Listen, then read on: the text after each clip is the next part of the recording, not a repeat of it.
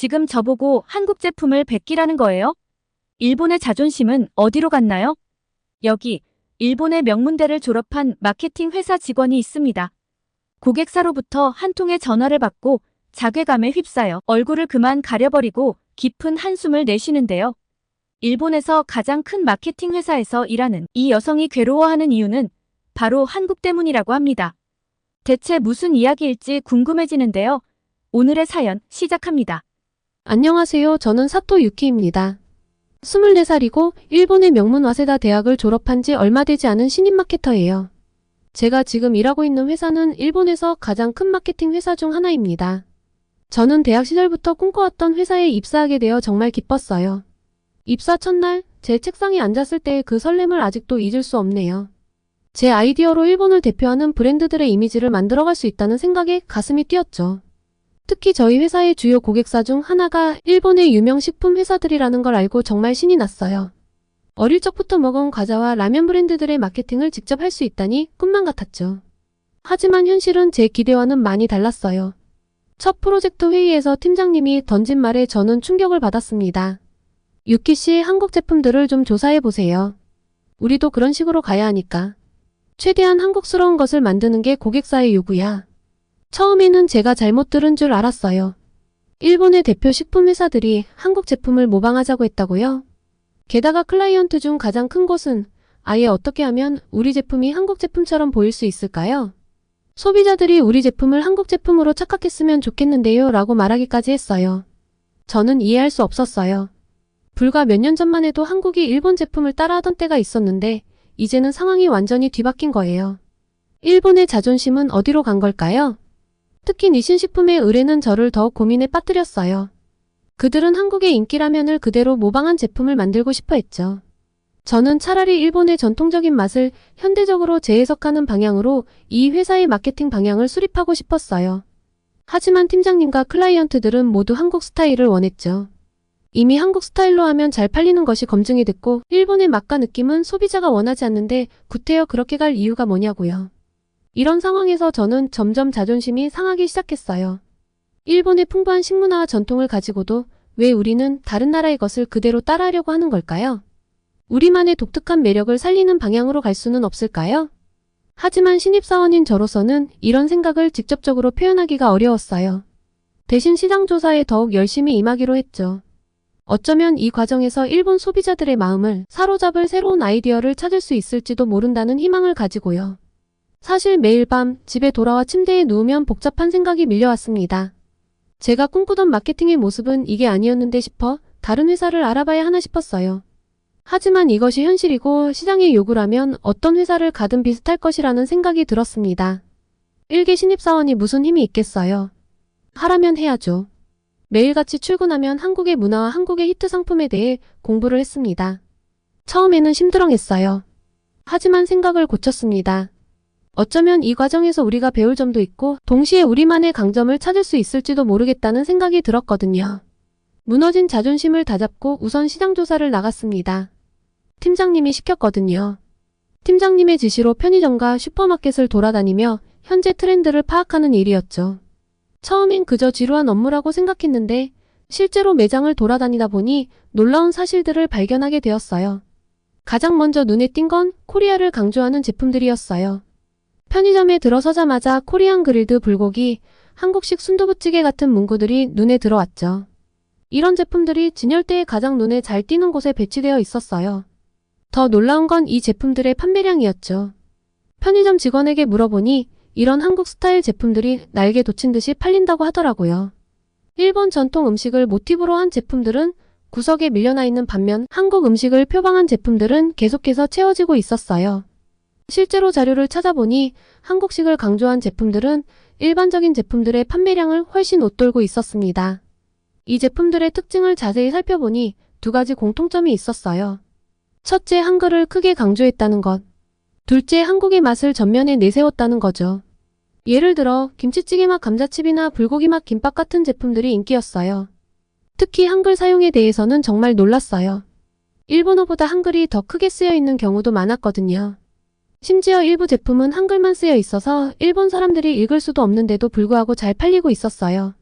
이건 정말 이해가 되지 않았죠. 우리가 한국의 속국도 아니고 자존심이 좀 상하는 모습이었습니다. 그 다음은 한국 제품은 일본에서 어떻게 팔리고 있을까 하고 살펴보았습니다. 비비고 같은 한국 회사의 제품을 보니 그들은 한글과 일본어를 병기하고 있었어요. 좀 더 조사해보니 한국 회사들이 한국 제품인 걸 알리기 위해 한글과 일본어를 병기했는데 일본에서 이런 제품들이 엄청나게 잘 팔리는 걸 보고 일본 회사들도 패키지 디자인을 따라가기 시작했더라고요. 일본 회사들끼리 경쟁을 하다 보니 심지어 일본 제품인데도 한글을 더 강조하는 경우도 있었죠. 이런 현상을 보면서 마음이 복잡해졌어요.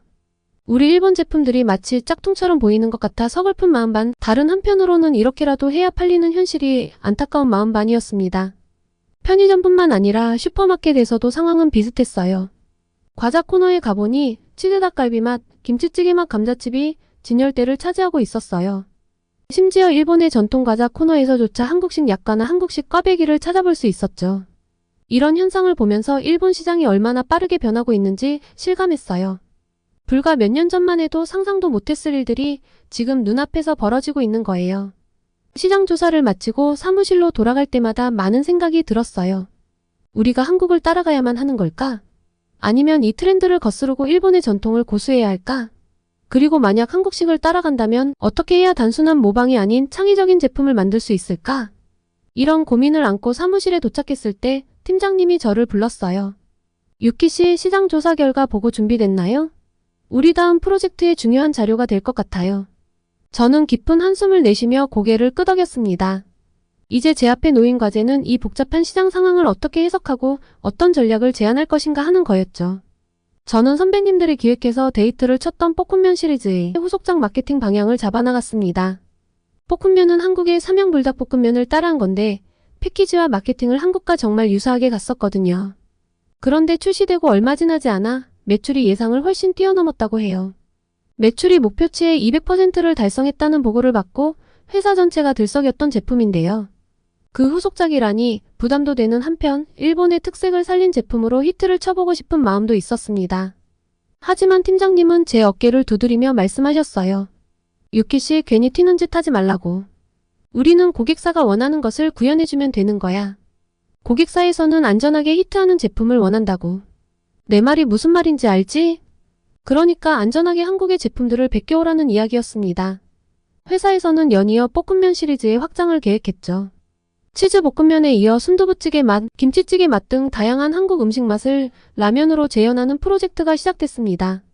심지어 한국의 유명 연예인을 광고 모델로 섭외하자는 의견까지 나왔어요. 저희의 마케팅 전략 프레젠테이션에 참가한 니신식품은 굉장히 마음에 든다며 엄지척을 들며 역시 맡기길 잘했다고 칭찬해 주었습니다. 팀장님도 저희의 프레젠테이션이 아주 좋았다고 역시 젊은 사람이 아이디어가 좋다며 칭찬을 많이 해주셨죠. 그 순간 저는 기쁨과 동시에 이상한 감정이 몰려왔어요. 제 아이디어가 좋았다는 칭찬이 마음에 걸렸습니다. 사실 저는 그저 한국 제품을 모방했을 뿐인데 말이죠. 저와 같은 생각을 가진 사람은 또 있었던 것 같아요. 마케팅 부서 회의에서 한 선배도 이런 이야기를 했거든요. 우리가 일본 회사가 맞나요? 이러다 우리 정체성을 잃는 거 아닌가요? 그 말에 다들 잠시 침묵했지만 곧 누군가 하지만 이게 지금 가장 잘 팔리잖아요. 라고 대답했죠. 그 순간 저는 우리가 어떤 갈림길에 서 있는지 깨달았어요. 소비자들의 취향 변화를 분석해보니 확실히 매운맛에 대한 선호도가 높아졌어요. 특히 20에서 30대인 젊은 층에서 이런 경향이 두드러졌죠. 그들은 SNS를 통해 한국 음식을 접하고 실제로 맛보고 싶어하는 경향이 강했어요. 우리 제품이 그 수요를 충족시켜주고 있던 거죠. 하지만 동시에 우리는 40에서 50대 소비자들을 점점 잃어가고 있었어요. 그들은 여전히 일본 전통의 맛을 선호했지만 우리 제품 라인업에서 그들을 위한 선택지는 점점 줄어들고 있었거든요. 이런 상황에서 딜레마에 빠졌어요. 분명 우리의 전략은 성공적이었고 고객사에 큰 이익을 가져다주고 있었어요. 하지만 이게 정말 장기적으로 우리 회사, 고객사, 나아가 일본 식품 산업에 좋은 일일까요? 어느 날 밤 집으로 돌아가는 길에 편의점에 들렀어요. 라면 코너를 보니 우리 볶음면 시리즈가 진열대 중앙을 차지하고 있었죠. 그 옆으로 다른 일본 회사들의 제품들도 보였는데 모두 한글을 크게 써놓은 패키지였어요. 문득 이런 생각이 들었어요. 우리가 정말 옳은 길을 가고 있는 걸까? 다음날 저는 팀장님께 조심스럽게 제안했어요. 우리만의 특색을 살리면서도 현재 트렌드를 반영할 수 있는 방법은 없을까요? 팀장님은 잠시 생각하시더니 말씀하셨어요. 좋은 생각이긴 한데 쉽지 않을 거야. 그래도 한번 기획해봐. 언제까지나 한국 따라쟁이 노릇만 할 수는 없지. 우리의 정체성을 지키면서도 변화하는 시장에 적응할 수 있는 방법을 찾는 것이 저 혼자만의 힘으로 가능할지 아닐지 모르지만 팀장님이 이 도전을 오케이 해줬다는 것만으로도 기뻤습니다. 그리고 저는 더욱 열심히 일하기 시작했어요. 한국의 트렌드를 연구하면서도 동시에 일본의 전통 식문화에 대해서도 깊이 파고들었죠. 어쩌면 이 두 가지를 조화롭게 융합할 수 있는 방법을 찾을 수 있을지도 모른다는 희망을 가지고 말이에요. 그러던 어느 날 저는 대학 동기인 하루카를 만났습니다. 하루카는 가루비라는 과자 회사에서 신상품 개발을 담당하고 있죠. 우리는 자주 만나 서로의 고민을 나누곤 해요. 이날도 어김없이 우리의 대화 주제는 일에 관한 것이었어요. 유키, 너도 요즘 한국 제품 따라하기 바쁘지? 하루카가 물었어요. 저는 깊은 한숨을 내쉬며 고개를 끄덕였죠. 맞아, 정말 힘들어. 우리 정체성은 어디로 간 걸까? 제 말에 하루카는 쓴웃음을 지었어요. 하루카도 비슷한 고민을 하고 있더라고요. 하루카네 회사에서도 한국의 맛을 과자에 반영하라는 지시가 내려왔대요. 처음엔 나도 반대했어. 하지만 한국 김맛 고추장맛 과자를 만들었더니 정말 잘 팔리더라고. 놀랄 정도였어. 하루카의 말을 들으니 문득 우리가 변화의 흐름을 거스르고 있는 건 아닌가 하는 생각이 들었어요. 하루카, 혹시 우리가 시대를 못 쫓아가고 있는 뒤처진 사람들일까? 제가 물었죠. 하루카는 잠시 생각에 잠기더니 말했어요. 유키, 한번 생각해봐. 편의점에 가면 백종원 씨가 콜라보한 컵라면이 날개 돋친 듯 팔리고 삼각김밥 코너에선 전주비빔밥 맛이 베스트셀러래. 이게 현실이야. 우리가 이 흐름을 거부한다고 해서 뭐가 달라질까? 하루카의 말에 저는 할 말을 잃었어요. 사실 하루카 말이 맞았거든요. 우리가 아무리 전통을 고수하려 해도 소비자들의 선택은 이미 한국 쪽으로 기울어져 있었어요. 그래도 좀 억울해. 제가 투덜거리자 하루카가 웃으며 말했어요. 그럼 우리 지금 당장 한국 과자 먹어볼래? 어쩌면 우리도 뭔가 배울 게 있을지도 몰라. 그렇게 우리는 근처 편의점으로 향했어요. 과자 코너에 가보니 정말 다양한 한국 과자들이 진열되어 있더라고요. 하루카가 약과와 꽈배기를 골랐어요. 이거 요즘 엄청 핫하대. 한번 먹어보자. 처음엔 반신반의하는 마음으로 한 입 빼어 물었는데 이게 웬걸요? 너무 맛있는 거예요. 일본 과자와는 또 다른 매력이 있었어요. 약과의 은은한 단맛과 고소함, 꽈배기의 달콤함과 쫄깃한 식감까지 너무나 놀라운 맛이었습니다. 순식간에 다 먹어버렸어요. 와, 이거 진짜 맛있다. 제 말에 하루카도 동의했어요. 그치? 나도 처음 먹어봤을 때 충격받았어. 우리나라가 디저트로 유명하다고 생각했는데 이런 맛도 있다니. 그 순간 저는 깨달았어요. 우리가 한국 트렌드를 따르는 게 단순히 모방이 아니라 새로운 것을 배우고 발전할 수 있는 기회가 될 수도 있다는 걸요. 하루카, 우리가 너무 좁은 시야로 보고 있었던 것 같아. 제가 말했어요. 맞아, 유키. 어쩌면 이게 우리에게 새로운 도전이 될 수도 있을 거야. 하루카가 대답했죠. 집으로 돌아가는 길, 저는 많은 생각이 들었어요. 한국의 문화를 배우는 것이 우리의 정체성을 잃는 게 아니라 오히려 더 풍성하게 만들 수 있지 않을까? 그리고 그 과정에서 우리만의 독특한 무언가를 창조해낼 수 있지 않을까? 저는 이때 결심했습니다. 한국의 트렌드를 단순히 따라하는 게 아니라 그것을 이해하고 우리의 것으로 재해석하는 방법을 찾아야겠다고 다짐했죠. 이것이 제가 할 수 있는 가장 창의적이고 도전적인 일이 아닐까 하는 설렘과 기대감도 가득했어요. 그날 밤 저는 오랜만에 편안한 마음으로 잠들 수 있었어요. 내일은 어떤 새로운 아이디어가 떠오를지, 그리고 그것이 우리 회사와 일본 식품 산업에 어떤 변화를 가져올지 기대되더라고요. 그리고 저는 한국으로의 출장을 요청했습니다. 한국을 잘 알아야 한국을 뛰어넘을 수 있는 멋진 제품들도 기획할 수 있을 거란 생각이었죠. 그리고 팀장님의 전폭적인 후원으로 저는 한국으로 시장 조사를 갈 수 있었습니다. 저는 설렘과 동시에 약간의 걱정을 안고 인천공항에 도착했죠. 첫날부터 놀라움의 연속이었어요. 시장에서 사 먹어본 꽈배기는 일본에서 먹었던 것과는 비교도 안 될 정도로 맛있었어요. 쫄깃하면서도 바삭한 식감, 은은한 단맛, 게다가 저렴한 가격과 청결함까지. 한국의 길거리 음식은 절대 무시하면 안 될 수준이더라고요. 일본 편의점 꽈배기도 맛있다고 생각했는데 갓 튀겨나온 한국 꽈배기는 견줄 수 없는 맛이더라고요. 약과도 마찬가지였어요. 단순히 전통 과자로만 알고 있었는데 한국에서는 약과 쿠키, 약과 스무디 등 다양하게 응용해서 판매하고 있더라고요. 약과뿐만 아니라 가래떡을 치즈와 콜라보한다든가 해서 디저트 가게에서 파는 모습도 볼 수 있었습니다. 전통을 현대적으로 재해석하는 한국의 창의성이 놀라웠죠. 그리고 일본인들을 사로잡은 한국의 매운맛을 제대로 경험하고 싶어 유명한 육개장 칼국수집을 찾았어요. 그 맛은 충격 그 자체였는데요. 얼큰하면서도 깊은 맛이 혀끝에서 춤을 추는 것 같았어요. 일본에서 한국식 매운맛이라고 만든 제품들이 얼마나 단순하고 피상적이었는지 깨달았죠. 시장에서는 다양한 종류의 김치를 맛봤어요. 배추김치, 총각김치, 깍두기. 각각의 김치가 가진 독특한 맛과 향에 매료되었죠. 그리고 김치를 이용한 다양한 요리들을 조사하며 김치찌개, 김치전, 김치볶음밥 등을 맛보았습니다. 하나의 재료가 이렇게 다채롭게 활용될 수 있다는 사실에 놀랐어요. 한국 회사들의 마케팅 전략도 자세히 살펴봤어요. 그들은 단순히 맛있다는 것을 넘어서 음식에 담긴 문화와 이야기를 함께 전달하고 있었죠. 저는 한국에 와서야 왜 한국 문화가 이토록 인기인지 제대로 알 수 있었습니다. 다채로운 맛과 재료, 전통과 현대의 조화, 그리고 스토리텔링까지. 가만히 있어도 호기심이 갈 수밖에 없는 상품들이 너무나 많다는 것에 감탄의 연속이었습니다. 일주일간의 출장 동안 저는 완전히 다른 사람이 된 것 같았어요. 한국 음식과 문화에 대한 제 편견이 완전히 깨졌고 오히려 존경심이 생겼죠. 그리고 더 중요한 깨달음을 얻었어요. 우리가 해야 할 일은 단순히 한국을 따라하는 게 아니라 그들처럼 우리의 전통을 창의적으로 재해석하는 것이라는 걸요. 비행기를 타고 일본으로 돌아오는 길, 저는 새로운 비전을 그리고 있었어요. 우리의 정체성을 잃지 않으면서도 어떻게 하면 더 혁신적이고 매력적인 제품을 만들 수 있을지에 대해서요.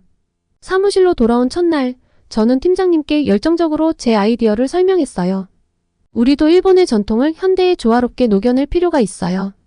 전통의 고수도 좋지만 최근 한국의 것들이 인기이니 일본의 전통과 한국의 전통이 만난 제품들을 기획해서 고객사에 제안해보는 것도 좋을 것 같아요. 팀장님은 처음엔 의아한 표정이었지만 제 설명을 들으며 점점 흥미를 보이셨어요. 유키 씨 정말 참신한 아이디어네요. 한번 기획서를 작성해보세요. 그 순간 저는 제가 진정으로 하고 싶은 일을 찾았다는 걸 깨달았어요. 단순히 트렌드를 쫓는 것이 아니라 우리의 전통을 새롭게 해석하고 세계에 소개하는 것. 이것이 제가 앞으로 나아가야 할 방향이라고 확신했죠.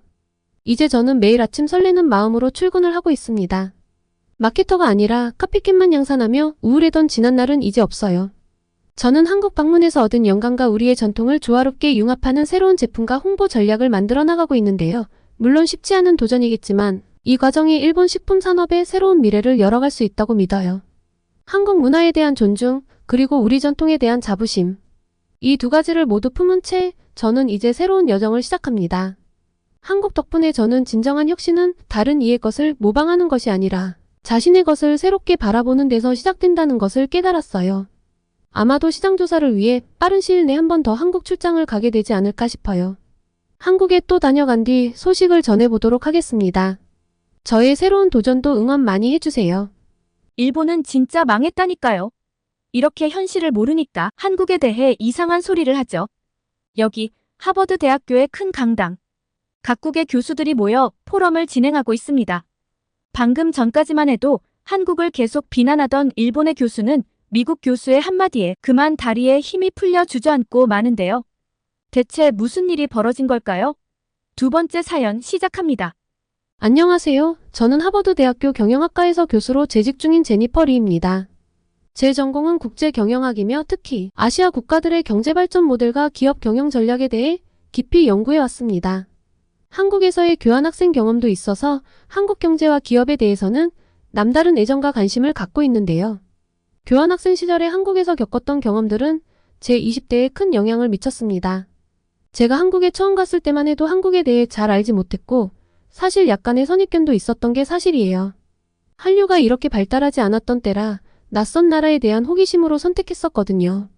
하지만 교환학생 생활을 하면서 제 생각은 180도 바뀌었죠. 한국에서 머무른 기간 동안 하루하루가 인상적이었지만 특히 제 가슴속에 깊이 남은 건 한국인들의 따뜻함과 인간미였습니다. 홈스테이를 했었는데 한국 가정의 정을 듬뿍 느낄 수 있었어요. 한국의 어른들은 저를 마치 친딸처럼 대해주셨고 제가 곤란을 겪을 때마다 든든한 버팀목이 되어주셨죠. 또 학교에서 만난 친구들과 선배, 교수님들의 학구열과 진취적인 자세는 저에게 깊은 인상을 남겼습니다. 한국 친구들과 함께 밤새 토론하고 프로젝트를 준비하면서 저는 한국인 특유의 성실함과 책임감 그리고 강한 목표의식을 배울 수 있었죠. 이래서 한국이 빠르게 성장할 수 있었다는 걸 몸으로 느끼며 제가 너무 안일하게 살아오지 않았나 다잡을 수 있는 소중한 기회였어요. 뿐만 아니라 캠퍼스 밖에서의 경험들도 너무나 특별했죠. 저는 친구들과 함께 전주 한옥마을, 경주, 불국사 등 한국의 아름다운 곳곳을 여행했는데 그때마다 한국 문화의 깊이와 역사의 숨결을 느낄 수 있었어요. 길거리 음식을 먹고 노래방에서 신나게 놀면서 한국의 역동적이고 활기찬 에너지에 푹 빠지기도 했죠. 그렇게 한국에서 보낸 시간들은 제 인생의 전환점이 되었습니다. 저는 한국에서 많은 것을 보고 배우며 성장할 수 있었죠.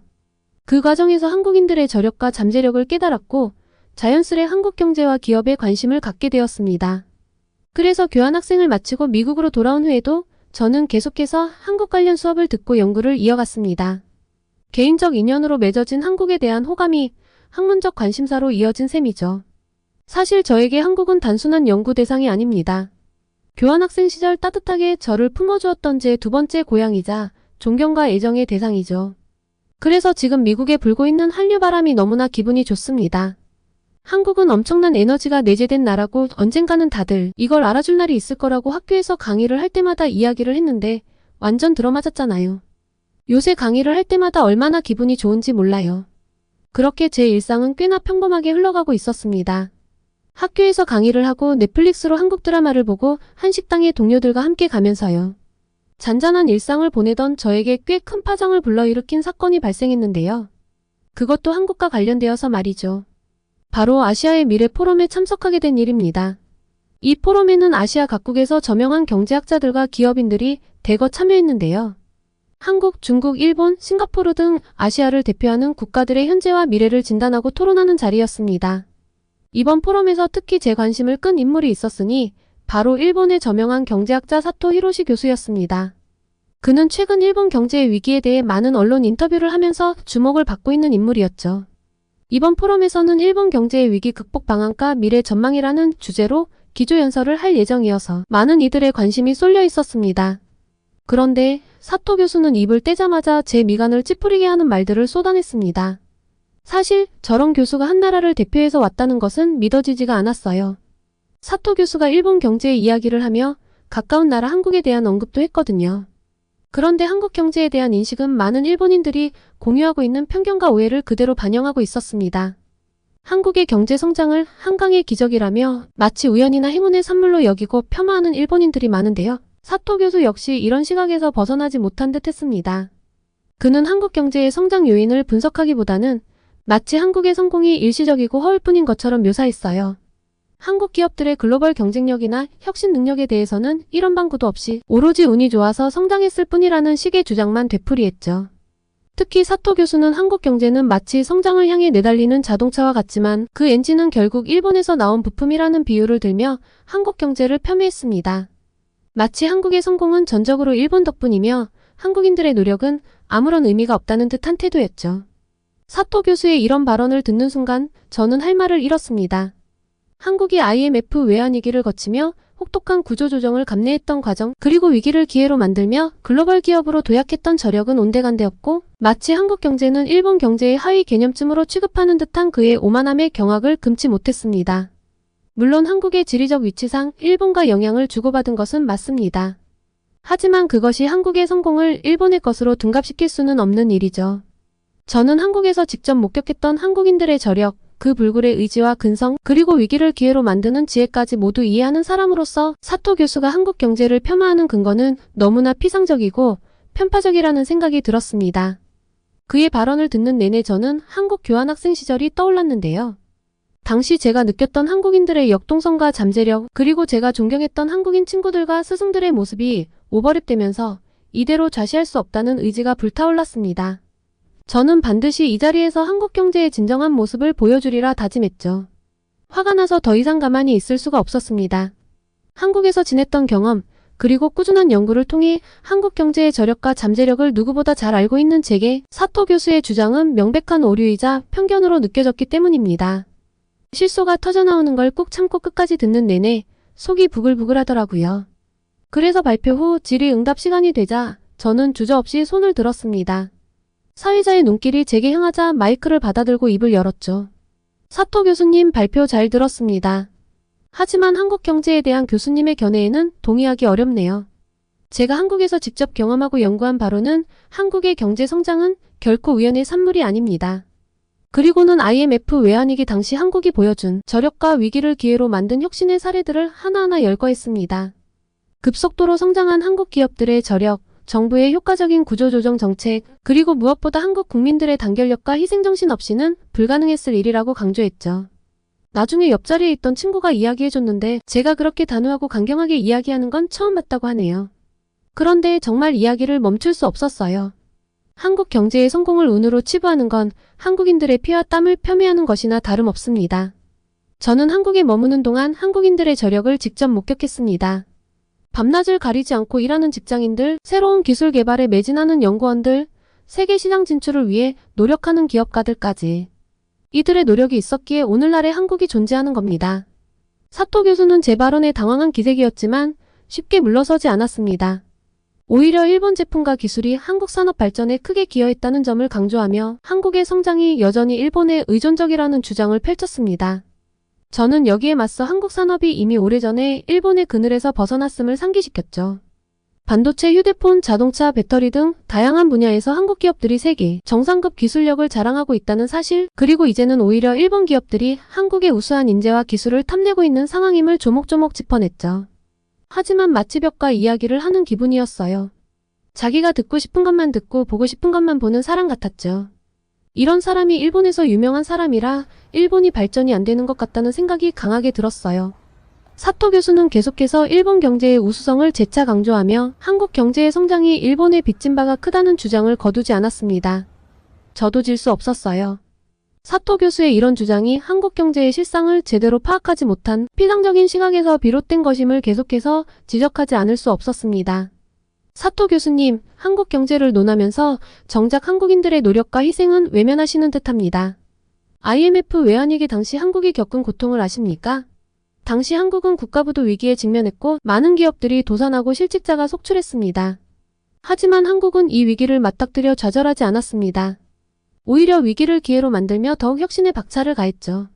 대표적인 예시로 한국의 대표 기업인 삼성과 현대의 사례를 들 수 있습니다. 당시 삼성은 반도체 사업에서 막대한 적자를 내며 위기에 빠졌지만 기술 개발에 더욱 매진하여 불과 몇 년 만에 세계 1위 반도체 기업으로 도약했죠. 현대자동차 역시 워크아웃 등 혹독한 구조조정을 거쳐 위기를 극복하고 품질 혁신을 이뤄냈습니다. 한국 기업들의 성공 뒤에는 이처럼 위기를 기회로 만드는 혁신 DNA가 있습니다. 단순히 일본의 기술을 모방한 게 아니라 끊임없는 도전과 혁신을 통해 독자적인 경쟁력을 키워온 겁니다. 최근 한국의 K-팝, K-드라마 열풍 역시 이런 맥락에서 이해할 수 있을 것입니다. BTS나 블랙핑크 같은 아티스트들의 성공은 단순히 운이 좋아서가 아니라 치열한 경쟁과 혁신의 결과물이라고 할 수 있죠. 이어서 저는 한국 경제의 저력이 어디에서 나오는지를 설명했습니다. 사실 이쯤 되니 도저히 흥분해서 말을 멈출 수 없겠더라고요. 한국의 저력은 유교적 가치관 속에서 교육을 최우선시하는 문화, 관계를 중시하고 협력하는 조직 문화, 그리고 빠른 의사결정과 실행력 등에 있고 한국 경제의 이러한 강점들을 지금 침몰하고 있는 일본이 배워야 할 점이라고 강조했죠. 사토 교수님은 일본 경제의 장점만을 강조하시지만 정작 인구 고령화, 저성장, 청년 실업 등 구조적 문제는 언급하지 않으시는군요. 반면 한국은 위기를 발판 삼아 경제 체질을 개선하고 신성장 동력을 꾸준히 발굴해 왔습니다. 단적인 예로 한국은 미래 산업인 인공지능, 로보틱스, 바이오헬스 등에 과감히 투자하며 미래를 준비하고 있습니다. 사토 교수는 지지 않더군요. 제 주장에 맞서 한국 경제의 취약점을 지적하며 반격에 나섰습니다. 제니퍼 교수님의 말씀대로 한국 경제가 눈부신 성장을 이뤄낸 건 사실입니다. 하지만 그 성장의 이면에는 적지 않은 부작용도 있었죠. 재벌 중심의 경제구조, 급격한 고령화, 심각한 저출산 문제 등은 한국 경제의 지속 가능성에 의문을 제기하게 만듭니다. 이어서 그는 한국의 가계부채 문제를 언급하며 부동산법을 우려를 제기했습니다. 주택담보대출을 받아 투자한 한국인들이 많은데 이는 결국 부동산 시장의 거품을 초래할 수 있다는 지적이었죠. 한국의 젊은이들은 투자 목적으로 빚을 내 아파트를 사들이고 있습니다. 이른바 영끌이라고 하죠. 이는 결국 가계의 재무 건전성을 악화시키고 부동산 거품을 키우는 위험한 행태입니다. 거품이 꺼지면 한국 경제는 상당한 위기에 직면할 수밖에 없을 겁니다. 사토 교수는 또 한국의 수출 의존적 경제 구조도 문제로 꼽았습니다. 특히 대중국 무역 의존도가 높은데 최근 미중 무역 분쟁 등 대외 변수로 인해 수출의 적신호가 켜졌다는 것이죠. 수출이 경제 성장을 견인하는 한국으로서는 세계 교역 환경의 불확실성이 커졌다는 점이 부담으로 작용할 겁니다. 게다가 반도체 등 주력 품목의 경기 민감도가 높아 경기 하강 국면에선 타격이 불가피할 것으로 보입니다. 일본식 종신고용, 연공서열 제도를 비판하는 제 지적에 대해서도 사토 교수는 반론을 폈습니다. 종신고용과 연공서열이 오히려 조직 안정성과 숙련도를 높여 기업 경쟁력의 원천이 된다는 주장이었죠. 한국의 성과주의 인사, 빠른 세대교체가 장점일 순 있지만 단점도 만만치 않습니다. 조직에 대한 소속감과 충성도가 약해지고 인재의 장기적 역량 개발이 어려워지는 부작용이 있죠. 일본식 경영의 장점을 간과해선 안 됩니다. 사토 교수의 문제 제기에 포럼장의 분위기가 다소 쌓이지는 듯했습니다. 제기된 문제들이 한국 경제의 발전 과정에서 나타난 구조적 이슈들인 만큼 쉽게 반박하기 어려운 측면도 있었기 때문이죠. 저는 사토 교수의 문제 제기에 일말의 타당성이 있다는 점을 인정하면서도 저는 한국 경제의 저력과 향후 발전 가능성에 대한 믿음을 잃지 않으며 반박했습니다. IMF 외환위기의 극복 과정에서 보여준 한국의 저력이 이번에도 빛을 발할 것이라 확신했기에 저는 오히려 이 위기를 또 다른 도약의 기회로 삼을 수 있으리라 역설했죠. 사토 교수님, 고령화 부동산 문제 그리고 수출 의존도 등은 한국 경제가 풀어야 할 숙제인 것은 사실입니다. 하지만 이는 한국만의 문제는 아닙니다. 전 세계적으로 고령화는 피할 수 없는 추세이고 자산버블과 무역 불균형 문제 역시 대부분의 국가들이 공통적으로 직면한 도전과제라고 할 수 있죠. 이어서 한국 정부가 추진 중인 정책들을 소개하며 구조적 문제 해결을 위한 노력이 한창 진행 중임을 강조했습니다. 한국 정부는 이미 이 문제들의 심각성을 인지하고 적극적인 대응에 나서고 있습니다. 출산율 제고와 노후 소득 보장을 위한 각종 정책들, 부동산 시장 안정화를 위한 금융 규제와 공급 확대책 등은 모두 정부 차원의 종합 대책이 마련되고 있는 상황이죠. 무엇보다 혁신 성장을 위한 미래 산업 육성에도 힘을 쏟고 있습니다. 한국이 최근 주력하고 있는 신산업 분야에 대해서도 자세히 언급했습니다. 인공지능, 바이오헬스, 전기차 배터리 등은 차세대 성장 동력으로서 한국 경제의 체질을 근본적으로 바꿀 수 있는 잠재력을 지녔다는 설명이었죠. 한국은 지금 디지털과 그린 분야의 혁신 성장을 도모하고 있습니다. 시대를 선도할 신산업 생태계를 조성하고 일자리 창출과 사회 안전망 강화까지 두루 도모하는 미래지향적 국가 프로젝트라고 할 수 있죠. 이는 수출과 제조업 중심의 경제 구조를 지식 기반 서비스 경제로 전환시키려는 혁신의 일환이기도 합니다. 이 같은 정책적 노력과 더불어 민간 부문의 자발적인 변화 노력도 돋보이고 있음을 설명했습니다. 점점 회장의 분위기 변화가 느껴졌어요. 모두 제가 말하는 이야기에 더 긍정적인 리액션을 보내주고 있었죠. 신이 났습니다. 무엇보다 한국 기업들의 변신이 눈부십니다. 과거 재벌 중심의 경직된 기업, 생태계에서 벗어나 중소기업과 벤처기업이 혁신을 주도하는 역동적인 모습으로 변모하고 있죠. 실리콘밸리를 넘보는 스타트업들의 약진이 그 단적인 예라고 할 수 있겠네요. 최근 한국의 유니콘 기업 수가 크게 늘어난 것도 이런 분위기를 반영했다고 볼 수 있겠죠. 끝으로 이 같은 구조적 한계를 딛고 한국 특유의 역동성과 국민적 에너지가 발휘된다면 새로운 도약은 반드시 가능하다는 희망의 메시지를 전하며 마무리했죠. 한국에는 위기를 기회로 만드는 저력이 있습니다. 근면함과 혁신의 DNA 그리고 역경을 딛고 일어서는 불굴의 정신은 한국 경제의 미래를 밝혀줄 등 뿔과도 같죠. 지금의 도전 과제들은 오히려 한국이 한 단계 더 도약하는 발판이 될 것입니다. 일본은 한국을 자국 밑으로 바라볼 것이 아니라 오히려 배울 점들을 찾아 벤치마킹을 하고 체질 개선에 나서는 것이 지금의 위기를 현명하게 넘기는 방법일 것이고요. 제 열띤 변론의 객석에서는 박수가 쏟아졌고 포럼장에는 뜨거운 열기가 맴돌았습니다. 그리고 사토 교수는 이를 꽉 깨문 채 벌겋게 달아오른 얼굴로 퇴장을 했죠. 비록 사토 교수의 문제의식을 100% 해소하진 못했을지 모르지만 적어도 한국 경제에 대한 보다 입체적인 시각을 환기시키는 데는 성공했다는 확신이 들었습니다. 토론이 진행되는 가운데 저는 한 발 물러서서 한일 양국이 처한 상황을 좀 더 거시적, 장기적 관점에서 조망해 볼 필요성을 느꼈습니다. 사토 교수의 이상한 논리들을 통쾌하게 무찌르긴 했지만 너무 사람을 민망하게 만들었나 싶기도 했거든요. 그래서 제 발언 차례 때 제안을 했습니다. 사토 교수가 자국의 문제점을 모를 리 없는데 저렇게 우긴 것 같으니 이번 기회에 일본과 한국 양쪽에서 드러나는 구조적 문제점을 짚어주면 좋지 않을까 했거든요. 사토 교수님, 지금까지 한국 경제에 대해 열띤 토론을 했는데요. 이번 기회에 양국이 직면한 도전 과제들을 함께 짚어보는 것도 의미가 있을 것 같습니다. 사실 한국뿐만 아니라 일본 역시 저성장, 고령화, 청년 실업 등 구조적 문제에서 자유롭지 않은 것으로 알고 있습니다. 먼저 인구 구조의 변화에 따른 사회경제적 영향을 거론했습니다.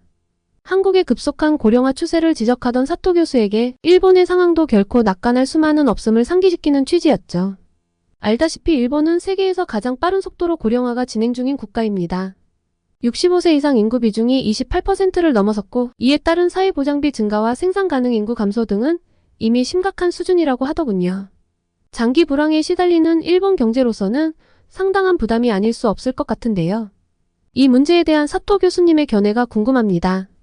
사토 교수는 잠시 숙연해지는 듯 했습니다. 일본이 안고 있는 구조적 한계에 대해 누구보다 통감하고 있었던 것 같았죠.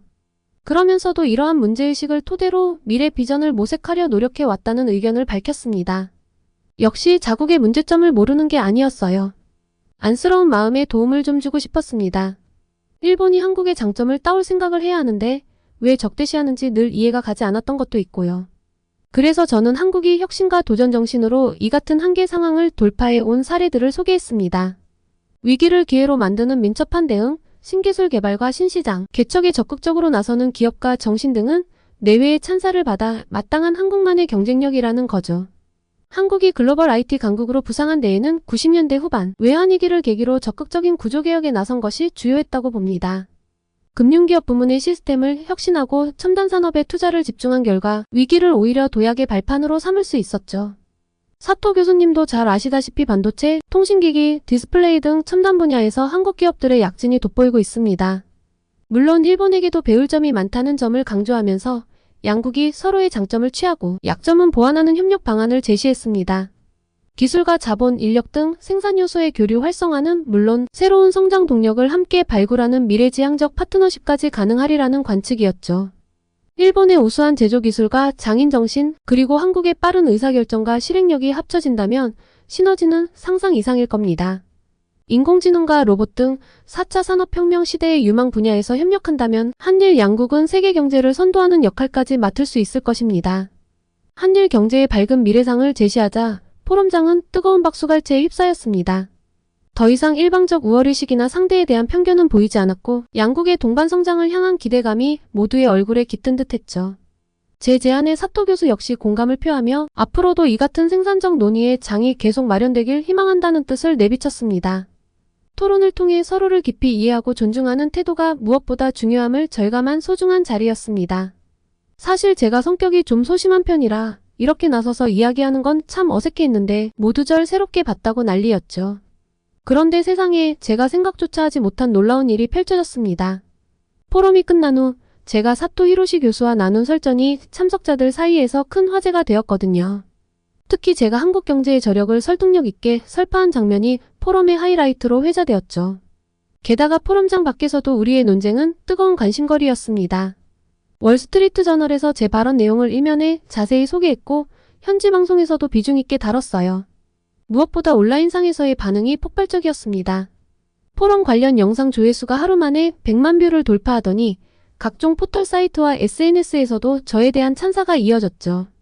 이런 뜨거운 반응에 미국 경제계에서는 제가 한국 경제의 대변인으로 떠올랐다는 평가까지 나왔습니다. 교민사회를 중심으로 저에게 감사 인사를 전하는 움직임도 일었고요. 제 연구실로는 언론 인터뷰 요청과 강연 제안이 빗발쳤습니다. 한국 덕분에 제가 이렇게 완전 유명한 스타가 되어버린 거예요. 역시 한국과 엮이면 안 될 일도 전부 좋은 쪽으로 된다니까요. 제 강의에 대한 수요는 우리 대학은 물론 미국 전역에서 그야말로 폭발적으로 증가했습니다. 한국 관련 특강 개설 요청이 쇄도하고 한국 기업과의 산학협력 제안도 왔고요. 제 연구실에도 한국에서 공부하고 싶다는 학생들의 문의가 끊이지 않아 한국에 대한 최근 세계의 관심이 실감되더군요. 몇 달 뒤 반가운 소식을 들었습니다. 사토 교수가 한국의 한 대학에서 초빙 교수로 자리를 옮겼다는 거였죠. 그간의 깨달음을 한국에서의 연구와 교육으로 이어가고 싶다는 포부도 밝혔다고 하더군요. 제 조언을 받아들여 일본의 발전을 위해 한국을 객관적으로 보기로 한 거죠. 저로서는 이보다 더 기쁜 일이 없었습니다. 우리의 논쟁이 작은 씨앗이 되어 한일 양국은 물론 세계 경제의 발전으로 이어질 수 있기를 믿어 의심치 않습니다. 저는 앞으로도 한국 경제의 무한한 잠재력을 알리는 일에 더욱 매진하려 합니다. 조만간 한국에도 강의를 하러 갈 예정인데 몹시 설레네요. 행운의 나라 한국에 계시는 분들 모두 건강하세요. 오늘은 한국을 베껴야 사는 일본 마케팅 회사 직원의 이야기와 한국의 경제 성장은 그저 운으로 된 것이라던 일본 교수가 현실을 깨닫는 이야기, 이렇게 두 가지 사연을 전해드렸습니다. 오늘의 사연이 마음에 드셨다면 구독과 좋아요를 눌러주세요. 여러분의 구독과 좋아요는 계속해서 좋은 사연을 소개할 수 있는 힘이 됩니다. 이상 감동저장소였습니다.